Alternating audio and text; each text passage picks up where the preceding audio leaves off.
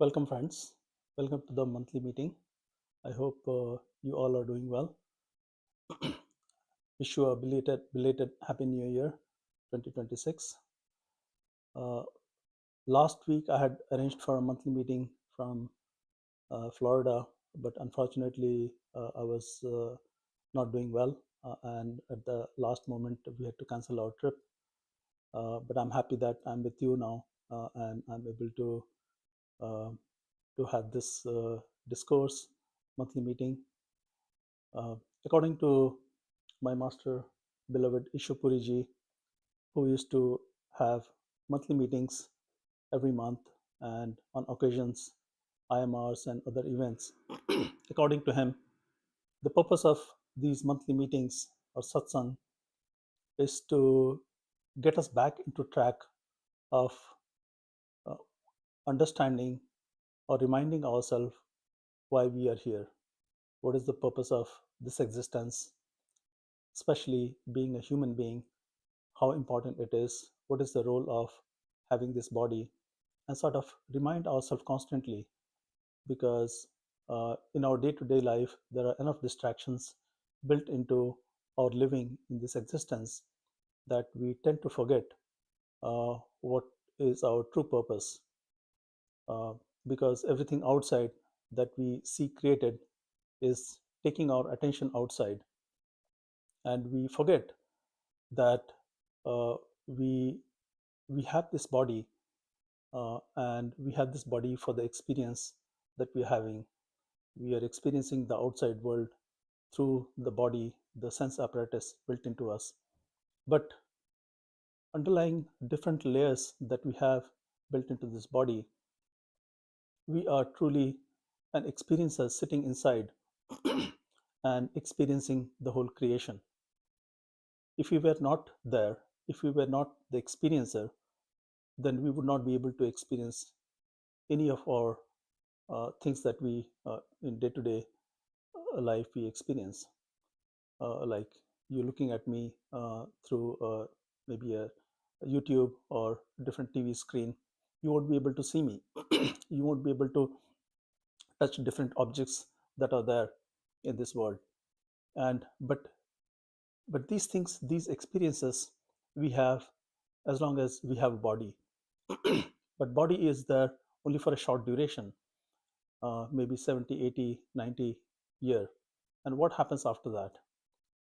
According to Eastern philosophy, we take birth, we act according to the karma that we have accumulated in the past.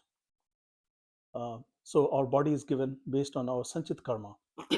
Assuming we had many lives, and in those lives we acted in different ways, we produce karma. So any action that we took in the past lives, the result of that we had to bear in the subsequent lives. But because of the actions that we tend to perform in our life, the resulting karma, the payoff of the work that we had done, it accumulates at a much faster rate. So, and all that accumulated karma goes into sanchit karma and a storehouse of all the things that you have to work out. And our short life, 70, 80 years, is not enough to pay off all the sanchit karmas that we have accumulated for a long, long time. We do not even know that we had previous lives, but we are given this body, the circumstances that we are born in, the parents, the society, everything according to Eastern philosophy.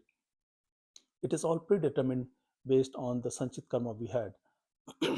There's a very good story of King Dhritarashtra in Indian mythological text. Uh, According to that, uh, uh, basically there was a war between Pandavas and Kauravas, and there was a king called Dhritarashtra who was born blind.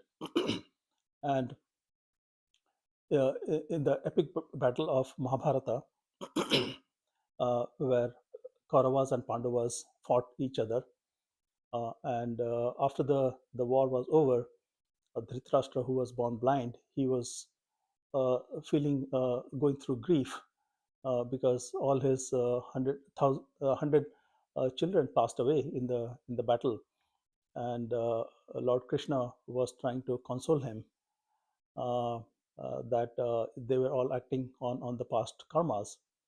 Dhritarashtra had this question as to why he had to suffer this grief, loss of his children.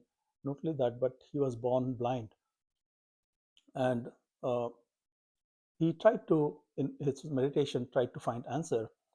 He looked through his past 100 lives, but he was not able to account for the loss of his sight in this current life. And Lord Krishna told him that if you go back further few lives, then you will have an answer to that.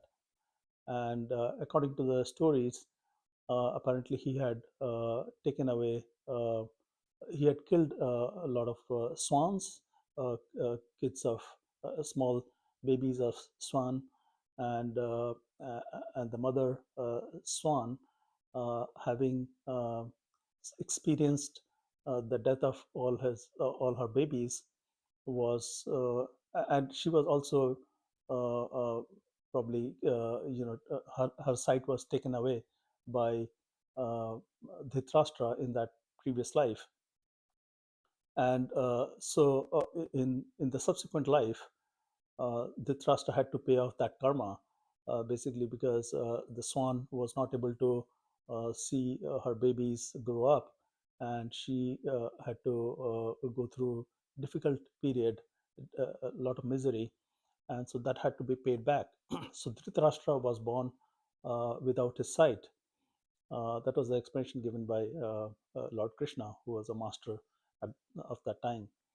And so, and there are many stories in Indian different mythological texts that explains the role of karma, and whatever we do in the past, we have to reap the reward of that. Doesn't matter if we did good or bad, we will have to sort of take the reward. If you have done a lot of good, then probably you'll have a good life when you're born as a human. Or maybe if you're not born as a human, but you have done a lot of good work, then maybe in heavens you will have a good position, you'll be a ruler, and you'll enjoy the fruits of good work that you have done. And if you've done bad things, maybe you'll go to hell and take punishment, or you'll be born in a body appropriate to take that reward. And so, according to Eastern philosophies, we have a lot of lives that we have to go through, and the soul is transmigrating from different forms of lives. It's 8.4 million life forms that are described, and amongst that, human being has the highest. It is considered as the highest life, where we are quite different from any of the other life forms, and we have been endowed with very special abilities to have a free will and act in a manner that that ascribes qualities to making choice. If you want to, uh, let's say, go somewhere, you can decide whether you want to go there or not. If you want to see a movie, you can decide whether this movie is good, this movie is bad, and you can make choices. But in other life forms, we work based on our livelihood is based on the instincts that is programmed into that body. And if you look at the animals, they are most of the time grazing, they're looking for food, and they produce kids. They have so what seems like a very automatic life, based on the surrounding they are born into. And so everything is programmed into the body, and they live their life based on the reactions. They do not have the ability to program and make decision. Whereas born into this human body, we can reflect on things that we have done in the past, the grief that we are going through, different good moments that we have, and kind of make subsequent decision consciously. by making use of our faculties and make a good decision about the direction we want to lead our life in. So it becomes very important when you want to go away from the cycle of life and death, because in 8.4 million life forms, it is not guaranteed that after a human being, you'll again have a good situation. You'll be born into circumstance as a human being where you will get exposed to the knowledge that masters like Ishupuriji and various other masters of Santmat and other sects as also they they talk about the truth in as they have experienced from the master's grace or by their own work, maybe through meditation or having done some work in the past. Uh, and so they remind us that of this cycle of 8.4 million lives, 84 lakh, this is ongoing. We are, based on our past karma, we are given a birth and we work out some of the karma, we create karmas in this life.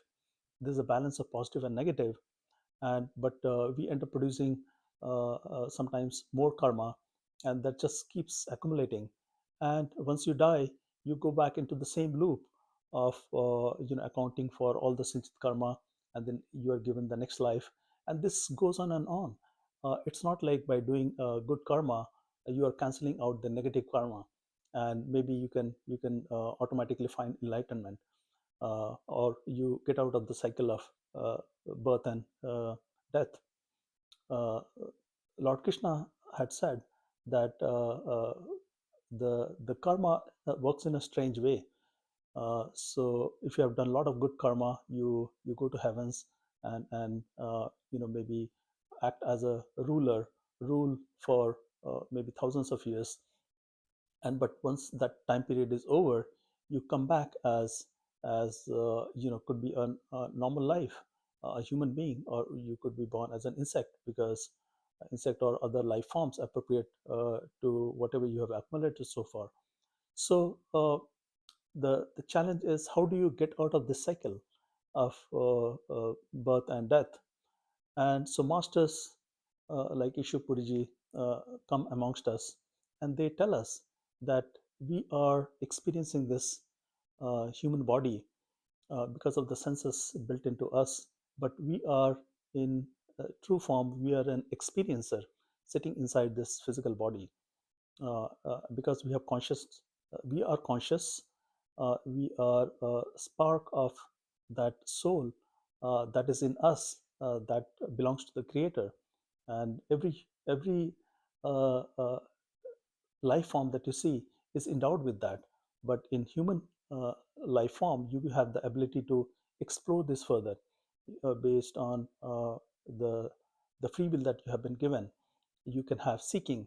You can develop the seeking because of maybe the negative situation you go through, or just curiosity in your life, and you have the power to act on the choices that you want to exercise and you want to explore.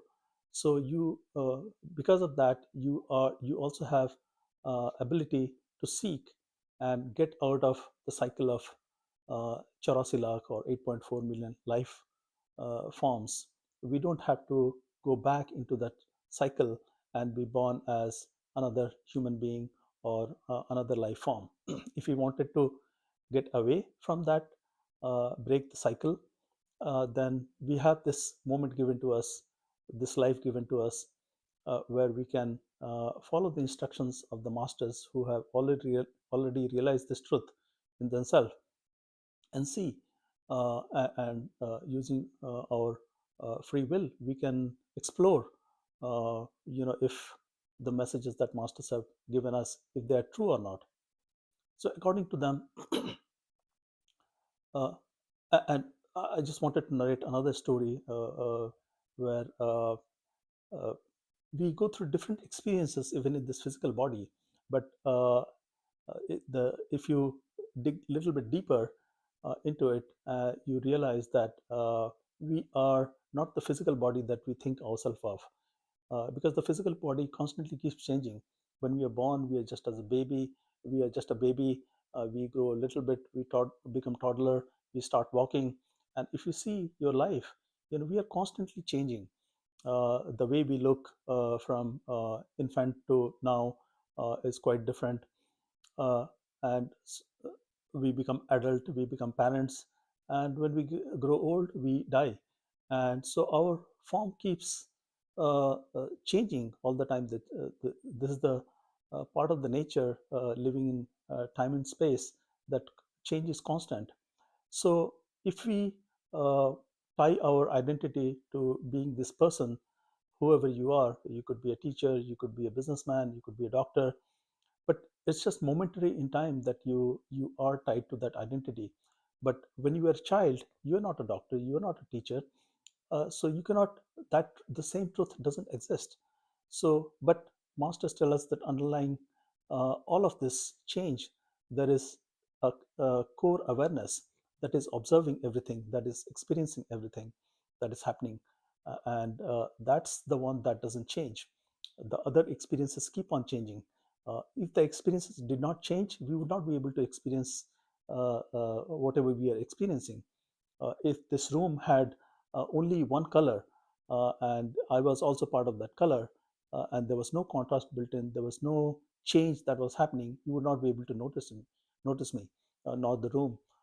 So it is very important for the experience to change for us to be able to notice it. But we have to recognize that we are not part, we are just observing the experience. We are, uh, if we were not conscious, if we could not experience, then we would not be experiencing this reality. When you go to sleep, the physical world remains, but somehow your awareness detaches from the physical body that you are that you have. When you are lying in the bed, you don't remember that your physical body is lying in the bed, but some other world opens up to you, the dream world that you navigate through in your dream, that becomes as real as the physical world. It's just our attention shifts into a different realm, and that becomes the reality. It so happens that we can, at any point, maintain just only one reality. When we are in this physical world, we are conscious of all the physical objects in this world. But when we are in the dream world has its own rules, and that becomes the only reality at that point, and we don't remember whether we had a physical existence or not. There was a king called King Janak. One day, after lunch, a very nice lunch in his palace, he felt sleepy, and he drifted away. He took a small nap, and he went to a dream world where he saw this dream, that uh, a kingdom that was next to his kingdom. Uh, uh, his kingdom was attacked by the adjacent ruler, the neighbor king, and they fought a very difficult battle. And so at the end, he lost the battle with that other king, and he had to flee his kingdom. And he went into the forest, and just to survive, and found somebody, that he could beg some food from, because he was running away from his kingdom, and he was trying to just somehow survive. And to survive, he had to end up begging for food, a small morsel of food, and somebody gave him a little bit of food. And as he was trying to eat that food, some animal, a bull, charged towards him and kind of toppled the container that he was eating the food in. And he was very hungry at that point, and he was very thirsty. And as soon as that event happened, when the animal kind of knocked this container out of his hand, he was so exasperated that he woke up from that dream that he had. And as he woke up, he realized that he was perspiring, he was sweating, and how vivid that dream was for him. So he could not understand that the dream that he had, was that the reality, or now that he has awakened from this dream and he knows that he's the king of that kingdom and nothing has happened. Is that the reality? Is he the king or is it the beggar that he saw himself in the dream? And so he was quite puzzled because of the nature of the dream that he had, which was as real as the physical waking experience that he was having.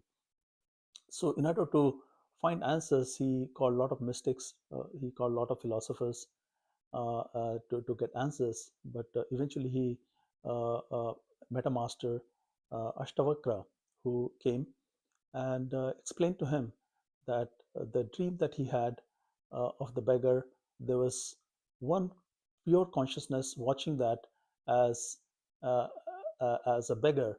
Uh, uh, the pure consciousness was observing and experiencing uh, itself as the beggar, and in the waking state, it is again the same pure consciousness that is observing itself to being the King Janak.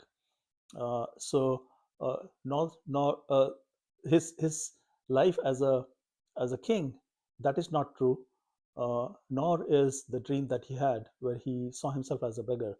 So he said that is not true. This is not true either. What is true is the fact that you are a conscious being. You are the one who is experiencing it, and you are the experiencer. That is the real truth. So how do we and as a result of this, you whatever false idea we have about us being this physical body goes away. But once we have the true experience of seeing ourselves different from this physical body, then we start believing that. Otherwise, in our common experience as a uh, waking in this waking state with the physical body, we are not willing to believe that there is anything else other than the physical world that we experience. We A lot of us dream and sometimes have vivid dream, but we over time discount the fact that it could have any reality or not. We consider that as just a dream, something that our mind while sleeping makes up. We don't we don't get into analysis of that because that seems to be transitory. But in the larger picture, if you see, our life is also very transitory, very temporary. Uh, this universe that has been going on for eons, maybe trillions of years, in comparison to that, our just 100 year of existence is nothing, and not even like a nanosecond in a 24-hour clock. Excuse me. So it is important for us to be able to see ourselves from a different point of view, where we don't have a physical or material body attached to us. And there has been people have been discussing for thousands of years whether what we experience uh, in front of us, is it because there is actually a material world because of which we experience the material world, or is it that because we are conscious, we are able to experience the the world that appears like a material world? Is it possible that just being an observer, just being an experiencer, as a fact of that, as a result of that, we are able to have the material experience? But in reality, the material doesn't really exist. It's just something that is uh, communicated to us because of all the sense apparatus that has been built around us because of the body that we have. If you had a different body, this world may look different, because through a lot of out of body experiences, when people sometimes have near death experience, people leave their physical body and they find themselves sort of floating somewhere, or they're able to observe their physical body and they have a different experience. So they're able to disconnect themselves from this physical reality and get a glimpse of what other identity they can have. Because when you have a separation from this physical body, and you know that you are not this physical body, because physical body may be lying somewhere else, but you are now floating somewhere else, then it gives you a little bit of conviction that it's possible that what we believe ourselves to be may not be quite true. We, in fact, may be somebody else. So, what masters tell us that it's uh, uh, we can take a step-by-step approach to find, who we are. Socrates said, "Know thyself." But what does it mean? A lot of masters tell us that this body is a body of God. Of This is a living temple of the God, and we don't have to go around in the external world try to seek answer. We can find the answers within ourselves. If you do a little bit of introspection, uh, close your eyes and ears, all the sense perceptions that we have been given that communicate to us the existence of external world. But if you were to shut them down, if the sense perceptions were to be withdrawn inside so that you are not aware of the light around you, the objects around you, the scene that you see in front of you, then what happens? It is sort of a similar exercise when you do when you sleep. But during sleep, we lose our control. We are not very consciously, excuse me, we are not very consciously monitoring what's happening in front of us. We are not able to be in charge of things that are happening.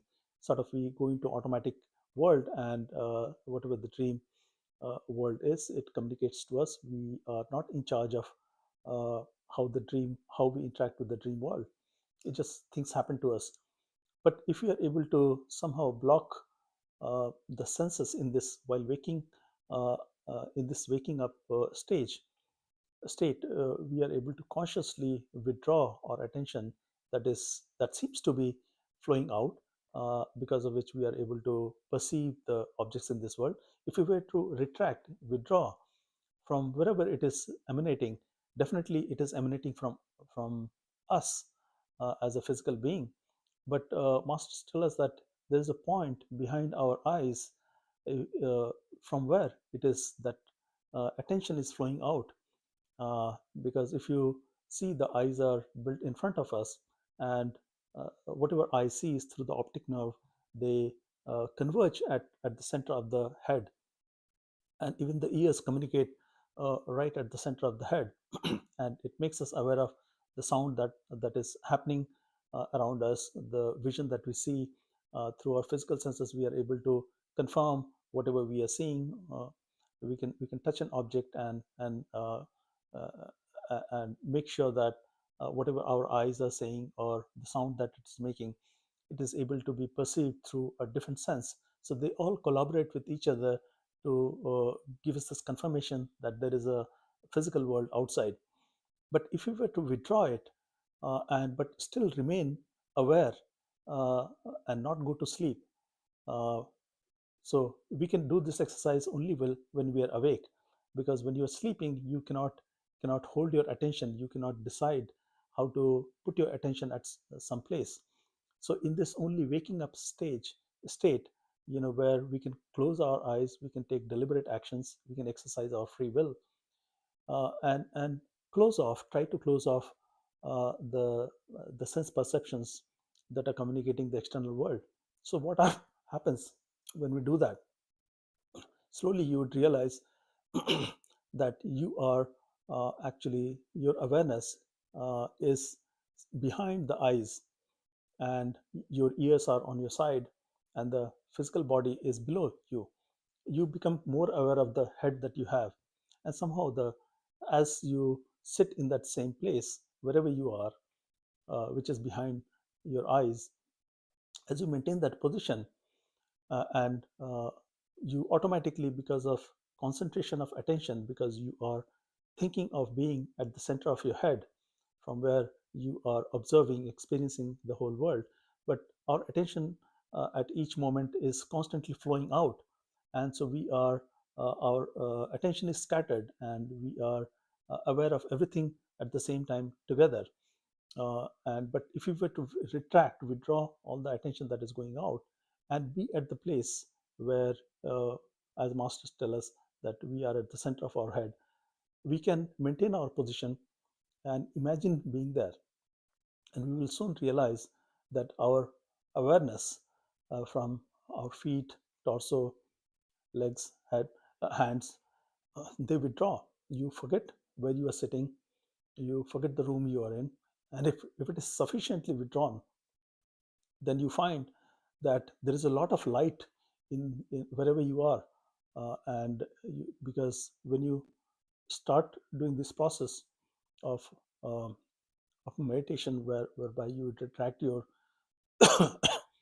um, awareness, you'll realize that initially there is a darkness, but as you maintain that position, you will you will realize that you have a lot of light inside, and more light than what you even observe in the external world. And you start hearing more and more sound, and you start losing awareness of your physical body. And as you maintain that position, you will become aware of things happening in front of you, maybe faces coming, and but those become a reminder that tell you you may not be able to recognize the faces that come in front of you, but masters tell us that these are from the previous memory that we had. And we don't remember whatever had happened in the past life, the faces of maybe friends, relations that appear in front of you. Those are the recalls that start happening. But in our physical day-to-day waking state, we don't remember it, any of the things that had happened in the past life. Sometimes it is good, because if we were to remember everything that had happened in the past life, imagine what how miserable this life would be. I mean, dealing with the situation in this life, relations in this life itself is challenging. So forget about remembering all the past lives that you had and trying to juggle all of the relationship in your head. So it's good that we are able to just confine ourselves into this current life, and not even sometimes remember the all the details of this life. So that lets us focus on the task at hand. So by withdrawing the attention, by sitting in the middle of the head, you are able to withdraw all the attention, and then somehow things start happening to you. And you will go into similar state that happens when you are dreaming, or when you are having a out of body experience. But this is a conscious way in which you are sitting in a quiet place and trying to withdraw all the attention within you, and that starts unfolding, and you realize that you forget your body, you forget who you are temporarily, and a new world starts opening. The 10th door that opens from inside. All the physical senses, eyes, ears, nose, they communicate the external world. There are 9 doors that open outside. There's a 10th door that starts opening once you start withdrawing your attention. So with that practice, we will be able to see and get glimpse into who else we are. And when Socrates said, "Know thyself," and when masters say, "Go inside," that's what it means. That we are sitting inside, and we have put on many covers on ourselves, and we are witnessing everything that is happening, because these things are being created outside of us. But we are at the core an experiencer. We are a soul. We are a spiritual being, and that is through the power of those that spirit we are able to observe anything, even the physical body that is operating, and different layers that we have. Astral layer that is below physical layer. So as we withdraw attention away from physical body, you'll find that we open up a world of astral world, and you'll be able to. So there are different laws that govern that world, and but systematically, if you practice that, the same approach in the astral world, we have astral body, and if we are able to again withdraw the attention back in the same manner in which where uh, the same principle that we apply in physical body, if we were to apply the same principle in astral body, we will be able to uncover what lies inside that. And if our body is made out of different covers on top of our the real self, the spiritual body that we have, the soul that we have. We'll be able to uncover different layers one at a time, and we'll be able to convince ourselves that whatever we see externally is just like a dream, and we are an experiencer sitting inside this body, just temporarily experiencing what this physical life is about. And we'll be on our way to discover the true self. What will happen because of that? The different we experience this world, and we are caught up in this world, and we as a seeker, all of us have this goal to run away from this world, because this world is full of misery. I always get different mails that tell me that so many bad things are happening in this world. I myself confess that I feel that there is so much misery in this world. There's constant war going on. There's always unhappiness with the society, the bureaucracy, the administration. Uh, there are so many things negative that is happening, as if somebody is deliberately behind us to go after our well-being. And masters themselves tell us that this life that we have is being governed by Kal, and who is the agent of the Almighty Lord Himself. And he has been tasked with this negative role. So we are living in this negative world. And so all of us who are seeker want to go away from this, run away from this physical world. But if we try to physically run away, we will still be in this physical world. We won't be able to get away. By going inside, by finding that we are not this physical body, but we are something else, that is again, at the core, we are spiritual being, but for the sake of experience, we have put on many covers onto ourselves, and those are the experiences that we are going through.